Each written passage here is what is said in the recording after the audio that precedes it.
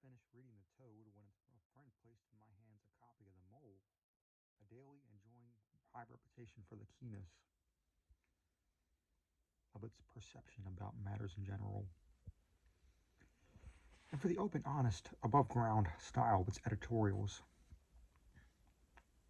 The Mole spoke of the lollipop as follows, quote, "We have just received the lollipop for October and must say that never before have we perused a single number of any periodical which afforded us a felicity so supreme. We speak advisedly. The humdrum, the rowdy dow, and the goose thereon poodle must look well to their laurels. These prints, no doubt, surpass everything in loudness of pretension, but in all other points give us the lollipop. How this celebrated magazine can sustain its evidently tremendous expenses is more than we can comprehend. To be sure, it has a circulation of 300,000, and its subscription list has increased one half in the last week.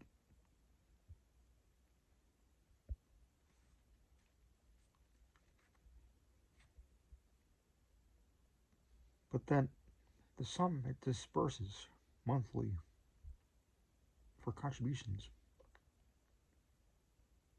is astonishingly enormous.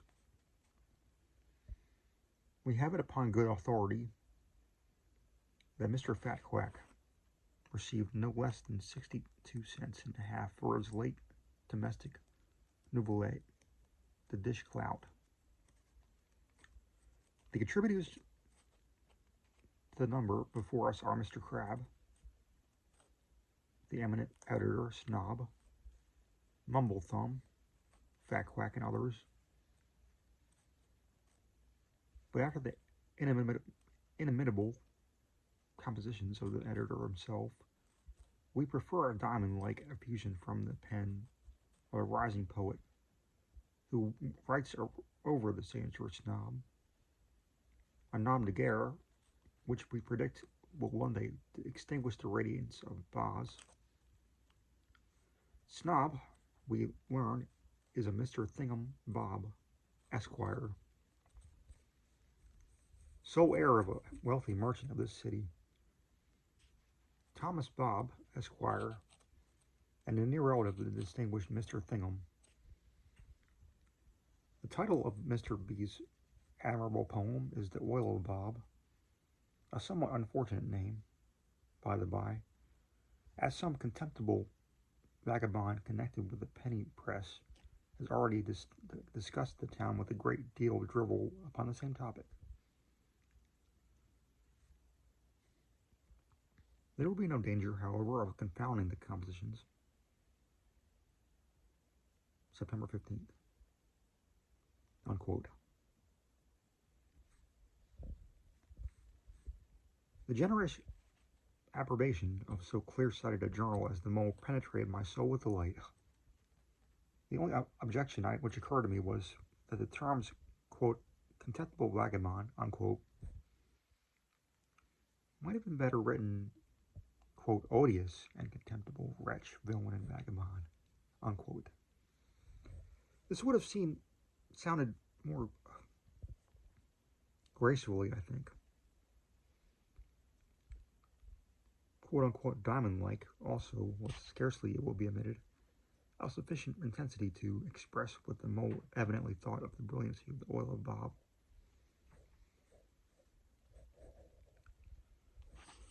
On the same afternoon in which I saw these notices on the Owl, the Toad, and the Mole, I happened to meet with a copy of the Daddy Longlegs, a periodical proverbial for the extreme extent of its understanding.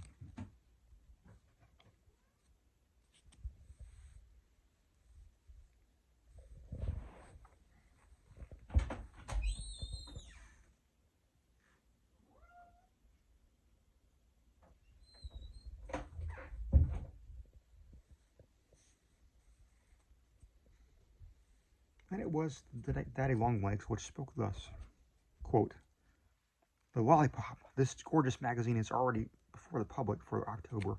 The question of preeminence is forever put to rest, and hereafter it will be excessively preposterous in the humdrum, the rowdy dow, or the goose for the rumpoodle to make any further spasmodic attempts at competition.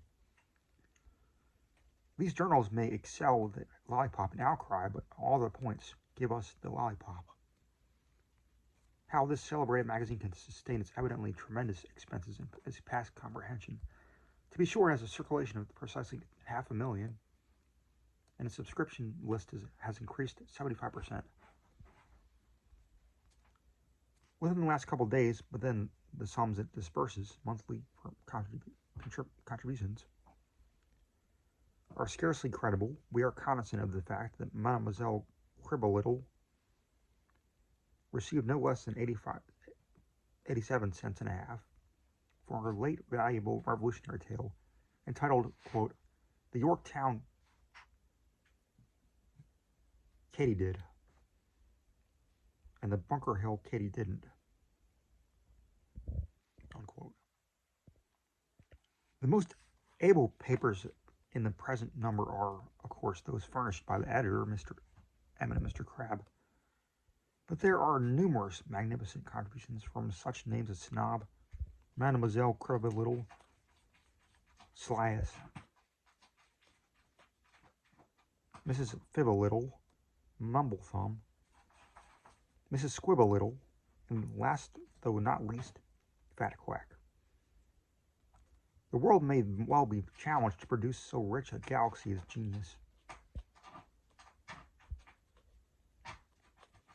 The poem made over the signature of Snob is, we find, attracting universal commendation, and we are constrained to say it deserves, if possible, even more applause than it has received.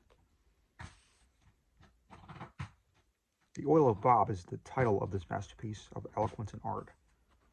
One or two of our readers may have a very faint, although sufficiently disgusting recollection of a poem similarly titled in the perpetration of a miserable penny-a-liner, mendicant, and cutthroat, connected in the capacity of scullion, we believe, with one of our indecent prints about the purlieus of the city. We beg them, for God's sake, not to confound the compositions. The author of the Oil of Bob was, we hear, Thingum Bob, Esquire, a gentleman of high genius and a scholar. Snob is a merely nom de guerre,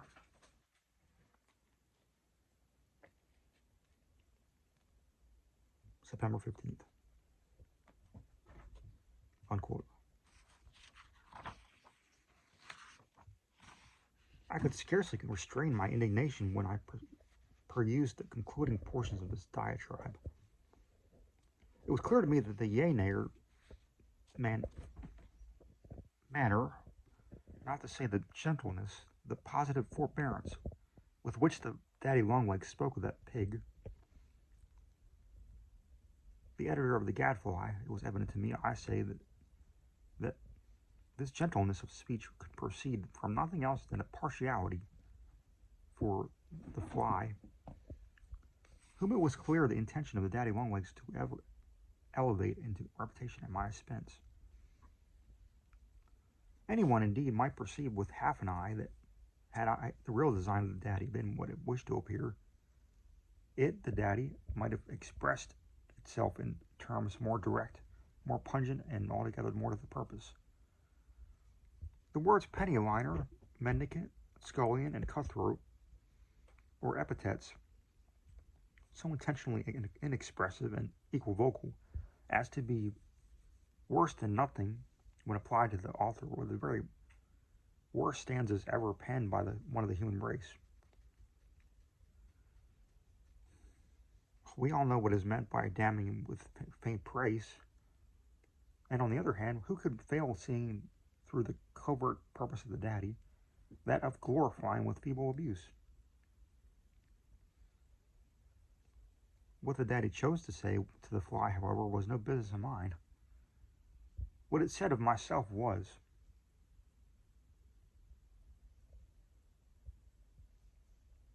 after the noble manner in which the owl, the toad, and the mole had expressed themselves in respect to my ability, was rather too much to be spoken of, coolly spoken of by a thing like the Daddy Longlegs as merely, quote, a gentleman of high genius and scholar, unquote. A gentleman indeed. I made up my mind at once either to get a written apology from the Daddy Longlegs or to call it out. Full of this purpose, I looked about me to find a friend whom I could entrust with a message to its daddyship. And as the editor of the Lollipop had given me marked tokens of regard, I at length concluded to seek assistance upon the present occasion.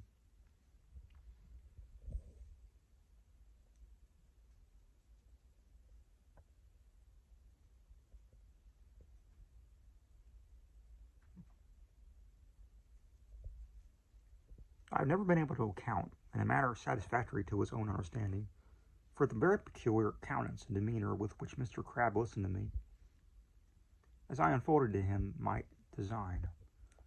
He again went through the scene of the bell-rope and cudgel, and did not omit the duck.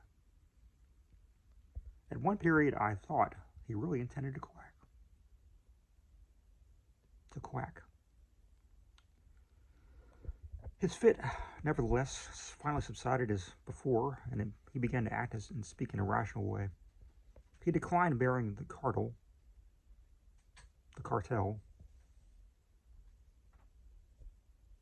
however,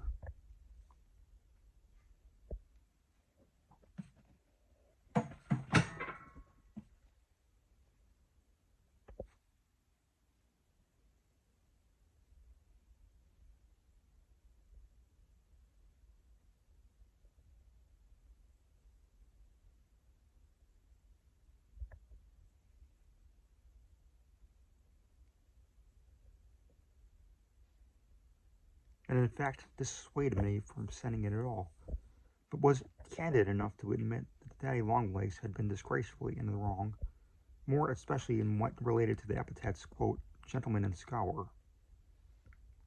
Toward the end of this interview with Mr. Crabbe, who really appeared to take a paternal interest in my welfare, he suggested to me that I might turn an honest penny,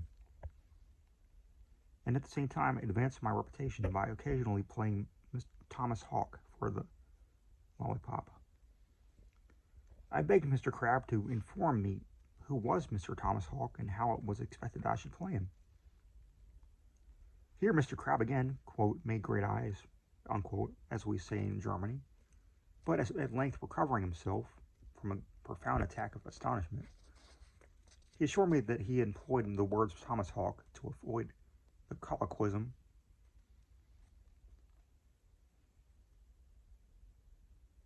Tommy, which was low, but that the true idea was Tommy Hawk, or tomahawk, and that by, quote, playing tomahawk, unquote, he referred to scalping, browbeating, or otherwise using up that herd of poor devil authors. I assured that my patron that if this was all well,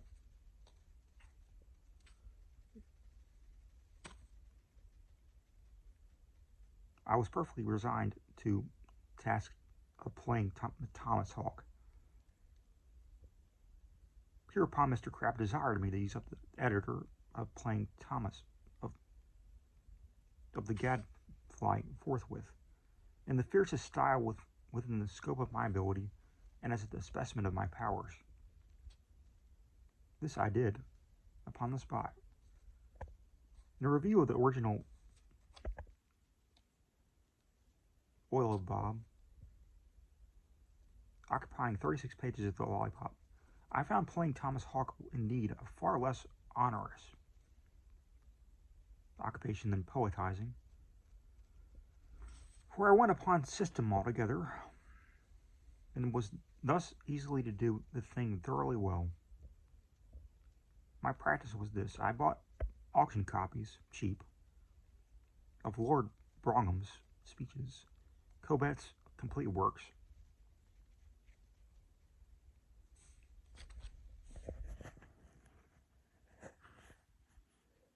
the new slang syllabus, The Whole Art of Snubbing, Prentice's Billingsgate, Folio Edition, and Lewis G. Clark on Tongue. These works I cut up thoroughly with a curry comb, and then, throwing the shreds into a sieve, sifted out carefully all that it might be thought decent, a mere trifle, reserving the hard phases, which I threw into a large tin pepper caster with longitudinal holes, so that the entire sentence could get through without material injury. The mixture was then ready for use. When called upon to play Thomas Hawk, I anointed a sheet of foolscap with the white of a gander's egg, and then shredding the thing to be reviewed as I previously shredded the books, only with more care so as to get every word separate. I threw the latter shreds in with the former, screwed the lid on with a caster, gave it a shake, and so dusted out the mixture upon the egged foolscap where it stuck. The effect was beautiful to behold. It was captivating, indeed. The reviews I brought to pass by this simple expedient had never been more approached, and were the wonder of the world. At first, through bashfulness, the result of inexperience, I was a little put out by a certain inconsistency, a certain air of bizarre, as we say in France, worn or bizarre, worn by the composition as a whole. All the phrases did not fit, as we say in the Anglo-Saxon. Many were quite awry. Some even were upside down, and they were none of them which were not, in some measure, injured in regard to effect by this latter species of accident. When it occurred, with the exception of Mr. Lewis Clark's paragraphs, which were so vigorous and altogether stout, they did not seem particularly disconcerted by any extreme opposition, but looked equally happy and satisfactory, whether on their heads or on their heels. What became of the editor of the Gadfly after the publication of my criticism on his Woe of Bob, it is somewhat difficult to determine. The most reasonable conclusion is that he wept himself to death. At all events, he disappeared instantaneously from the face of the earth, and no man has seen even the ghost of him since. This matter having been properly accomplished and the furies appeased, I grew at once into high favor with Mr. Crabbe. He took me into his confidence, gave me a permanent situation as Thomas Hawk of the Lollipop, and as for the present, he could afford me no salary, allowed me to profit at discretion by his advice. "My dear Thingum," he said to me one day after dinner, "I respect your abilities and love you as a son. You shall be my heir. When I die, I will bequeath you the Lollipop. In the meantime, I will make a man of you. I will, provided always that you follow my counsel. The first thing to do is get rid of the old bore." "Bore?" I said inquiringly. "Pig? Eh? Aber, as we say in Latin. Who? Where?" "Your father," said he. "Precisely," I replied. "Pig." "You have your fortune to make, Thingum," resumed Mr. Crabbe, "and that governor of yours is a millstone about your neck. We must cut him at once." Here I took out my knife. "We must cut him," continued Mr. Crabbe, "decidedly and forever. He won't do, he won't. Upon second thoughts, you had better kick him or cane him or something of the kind." "What do you say," I suggested modestly, "to my kicking him in the first instance, caning him afterwards, and winding up by tweaking his nose?" Mr. Crabbe looked at me amusingly for some moments, and then answered, "I think, Mr. Bob, that what you propose would answer sufficiently well, indeed remarkably well, that is to say, as far as it went, but barbers are exceedingly hard to cut." And I think, upon the whole, that having performed it upon Thomas Bob, your operations, you suggest, it will be advisable to blacken with your fists both his eyes, very carefully and thoroughly, to prevent his ever seeing you again in fashionable promenades. After doing this, I really do not perceive that you can do any more. However, it might be just as well to roll him out once or twice in the gutter, and then put him in charge of the police. Any time the next morning, you can call at the Watch House and swear an assault.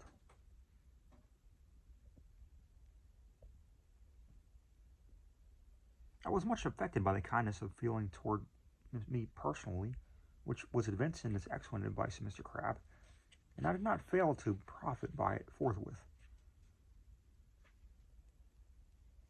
The result was that I got rid of the old bore and began to feel a little independent and gentlemanlike. The want of money, however, was for a few weeks a source of some discomfort, but at length, by carefully putting to use my two eyes and observing how matters were just in front of my nose, I perceived how well the thing was to be brought about. I say thing, be it observed, for they tell me the Latin of it is rem. By the way, talking of Latin, can anyone tell me the meaning of quo, cum, que?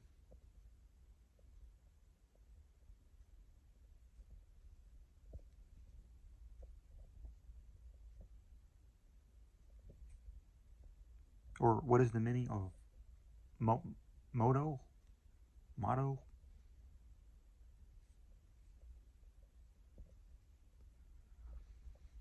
My planning was exceedingly simple.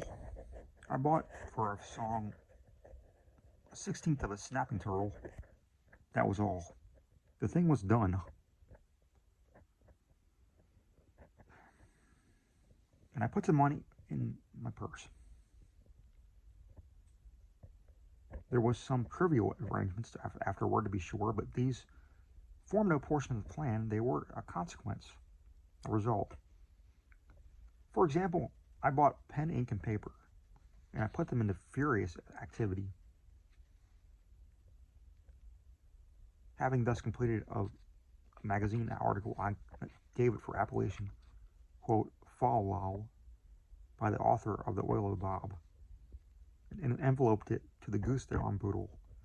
That journal, however, having pronounced it twaddle in the monthly notices of correspondence, I beheaded the paper Hey Diddle Diddle by Thingum Bob Esquire, author of the Ode of the Oil of Bob, and the editor of the Snapping Turtle. With this amendment, I re-enclosed it to the Goose there on Boodle, and waited a reply published daily in the Turtle, 6 columns of what may be termed philosophical and analytical investigation of the literary merits of the Goose there on Boodle, as well as the personal character of the editor of the Goose there on Boodle. At the end of the week, the Goose there on Boodle discovered it had, by some odd mistake, quote, confounded a stupid article headed Hey Diddle Diddle, and composed by some unknown ignoramus, with a gem of resplendent luster, similarly entitled The Work of Thingum Bob, Esquire, the celebrated author of The Oil of Bob, unquote. The Goose there on Boodle deeply, quote, regretted this very natural accident, unquote, and promised, moreover, an insertion of the genuine Hey Diddle Diddle in the very next number of the magazine.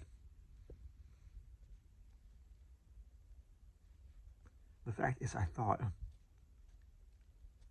really thought at the time, I thought then, and have no reason for thinking otherwise now,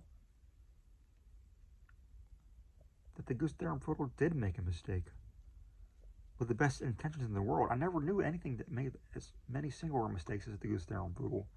From that day, I took a liking to the Goose there on Boodle, and the result was I soon saw into the very depths of the literary merits, and did not fail to expatiate upon them in the Turtle whenever a fitting opportunity occurred.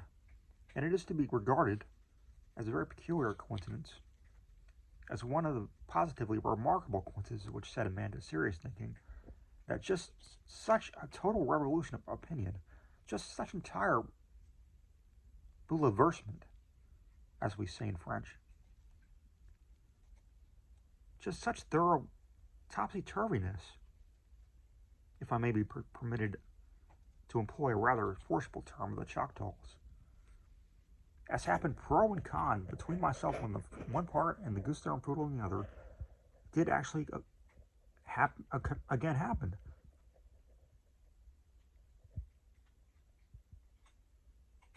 In a brief period afterward, and with precisely similar circumstances,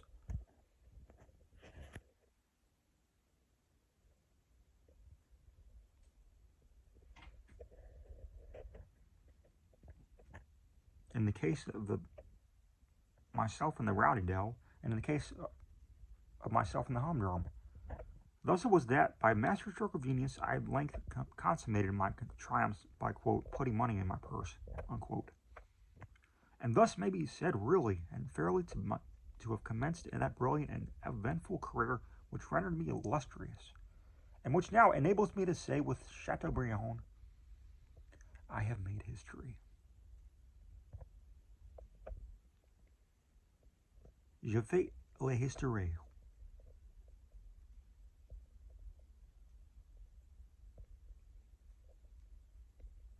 I have indeed, quote, made history. From the bright epoch which I now record, my actions, my words, are property of mankind. They are familiar to the world. It is then needless for me to detail how soaring rapidly, I fell heir to the lollipop. How I merged this journal in the humdrum. How again I made purchase of the Rowdy Dow, thus combining the three periodicals. How lastly I effected a bargain for the sole remaining rival, and united the literature of the country in one magnificent magazine known everywhere as the Rowdy Dow, Lollipop, Humdrum, and Goose Theorem Foodle. Yes, I have made history. My fame is universal. It extends to the uttermost ends of the earth. You cannot take up a newspaper in which you shall not see some allusion to the immortal Thingum Bob. It is Mr. Thingum Bob. Said so. And Mr. Thingum Bob wrote this, and Mr. Thingum Bob did that. But I am meek and expire with a humble heart. After all, what is this indescribable something which men will persist in terming quote-unquote genius? I agree with Buffon and with Hogarth. It is but diligence after all. Look at me. How I labored, how I toiled, how I wrote. Ye gods, how did I not write? I knew not the word, quote, ease, unquote. By day I adhered to my desk, and at night, a pale student, I consumed the midnight oil. You should have seen me. You should. I leaned to the right. I leaned to the left. I sat forward. I sat backward.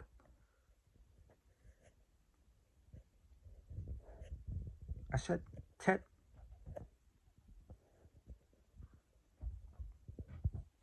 Base, as they have it in the Kickapoo, bowing my head close to the alabaster page, and through all I wrote. Through joy, through sorrow, I wrote. Through hunger and through thirst, I wrote. Through good and report, and through ill report, I wrote. Through sunshine and through moonshine, I wrote. What I wrote, it is unnecessary to say. The style, that was the thing. I caught it from Fat Quack, Whiz Fizz, and I'm giving you a specimen of it now.